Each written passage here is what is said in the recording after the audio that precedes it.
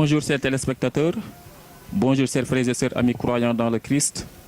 Nous sommes aujourd'hui à la paroisse Notre-Dame du Cap-Vert, comme à l'accoutumée, pour votre émission chrétienne catholique Parlons Christianisme, qui aujourd'hui va essayer de partager avec vous un sujet très intéressant, un sujet d'actualité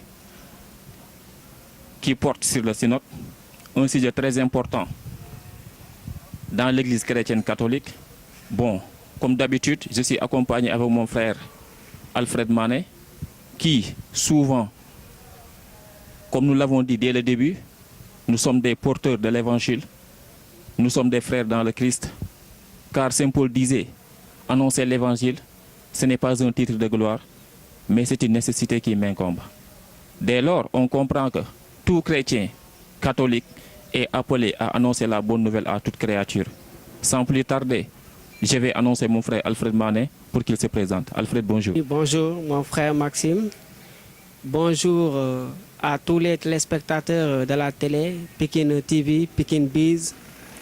Nous sommes là encore une fois de plus, vivre avec vous, comme l'a dit mon frère, comme ni ko sama frère bi waxee léegi. C'est une émission Parlons Christianisme day ñëw tey weccoo ak yéen ci li nga xamante ni mooy actualité wu église bi, église catholique chrétienne catholique romaine. lël bi nga xamante ni njiitu jàngu bi amee woon nañ ko fële ca Rome, pape bi ak cardinaux yi.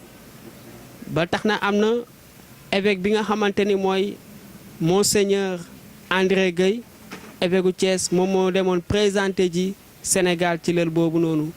loolu la ñu fas yéene waxtaanee ak yéen tey. weccoo xalaat nekkul ne dañoo ëpp nit ñi xam-xam, wante sas bi ñu borom bi sas moom la ñu ñëw dund ak yéen, weccoo ko ak yéen ci barke borom bi. comme ni ñu koy waxee parlons christianisme, maanaam dund bi nga xamante ni ci Christa bi la basé wu, ci loolu la ñu fas yéene waxtaan tey.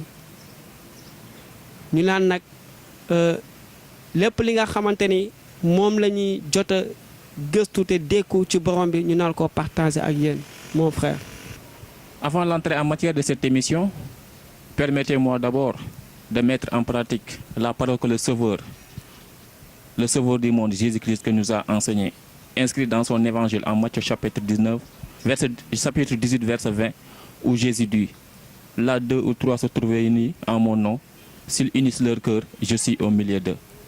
Dès lors, nous allons mettre en pratique l'oraison dominicale, c'est-à-dire la prière universelle du Notre Père que nous avons reçu du Sauveur. Nous sommes rassemblés au nom du Père et du Fils et du Saint-Esprit. Amen. Notre Père qui es aux cieux, que ton nom soit sanctifié, que ton règne vienne, que ta volonté soit faite sur la terre comme au ciel. Donne-nous aujourd'hui notre pain de ce jour. Pardonne-nous nos offenses, comme nous pardonnons aussi à ceux qui nous ont offensés. Et ne nous laisse pas entrer en tentation, mais délivre-nous du mal. Amen. Le règne, la puissance et la gloire, pour les siècles des siècles. Amen.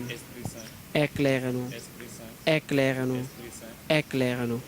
Aujourd'hui, l'émission va se pencher sur un autre numéro. Je veux dire le synode, qui, l'église chrétienne catholique, s'est rassemblée à Rome, comme l'a dit mon frère Alfred,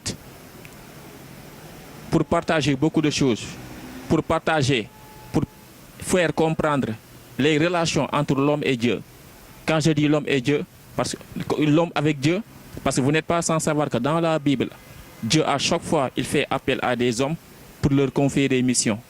Je pense à Abraham, je pense à Moïse, je pense à David, je pense à Sarah, je pense à Judith, etc. De ce point de vue, le synode intéresse tout jeune. Parce que pourquoi? Parce que notre sujet d'aujourd'hui va porter sur le thème du synode qui s'intitule les jeunes, la foi et le discernement vocationnel. De ce point de vue, il incombe à tout jeune chrétien catholique de s'y voir. Pourquoi? Parce que c'est un sujet universel, un sujet intéressant qui intéresse à tout le monde. Parce que généralement, quand on parle de vocation, beaucoup de jeunes, par ignorance, pensent que la vocation elle est exclusivement réservée aux prêtres, aux sœurs aux laïcs. Non, je dirais que tout chrétien est appelé à la vocation, parce que le mariage même est une vocation. Sans plus tarder, je vais devoir passer le micro à mon frère Alfred pour qu'il expose pour quelques sujets en wolof, pour que les téléspectateurs qui nous écoutent puissent comprendre davantage réellement ce que nous avons envie de partager avec vous. Oui, chers frères et sœurs, comme l'a dit mon frère, Nico sama frère bi waxee léegi, le thème de ce synode, ça concerne les jeunes. Les jeunes, la foi et le discernement vocationnel. Les jeunes, la foi et le discernement vocationnel. Parce que bu ñu xoolee pape bi dafa génne lu am njëriñ lu am solo. Donc tey jii comme ni mu ko waxee la vocation bu ñu koy wax ñëpp dañuy yaakaar ni prêtre yi la sœurs yi wala frères yi wala ñuy def lay consacré mais nekkul foofu kese moo tax ñu naan vocation frère bi wax na ko léegi vocation mariage vocation la dañ koy faral di fàtte moo waral ba jeunesse bi dañuy faral di am tiit di am ragal ku ñu ne demal ci groupe vocationnel dangay am tiit mais groupe vocationnel la pour nga mën a am discernement bu ñu nee discernement lan mooy discernement maanaam mën a saytuwaat dund bi nga xamante ni moom la yàlla jagleel mën a saytuwaat ban dund la yàlla jagleel parce que képp kuy dund ci kaw suuf yàlla ba mu ñu sàkkee ku ci nekk dafa am benn plan benn projet bu mu sàkkee ñun ñëpp plan boobu ak projet boobu noonu mënoo koo xam